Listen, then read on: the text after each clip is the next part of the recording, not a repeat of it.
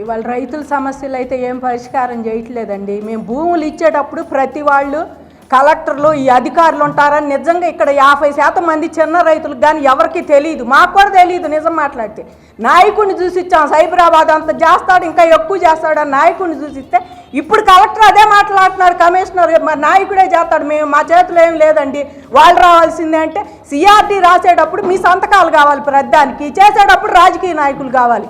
Commissioner అదే కదా ఇప్పుడు చెబుతుంది, వెళ్ళిన దానికి రైతులకి లెక్కలేదు.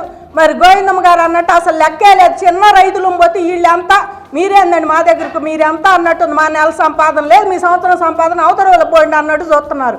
భూములు ఇచ్చేటప్పుడే ఓడమల్లయ్యలు మేమందరం, ఇచ్చిన తర్వాత ఇప్పుడేం బోడి మల్లయ్యలు అనమాట, చేతిలో జిక్కారులే వాళ్ళే తిరుగుతారు మా ఆఫీసుల చుట్టూ, మా జీతాలు మాకు వస్తున్నాయని. మేమైతే చంద్రబాబు గారిని చూసే ఇచ్చామండి భూములు, ఆయన ఏదో చేస్తాడని చెప్పి.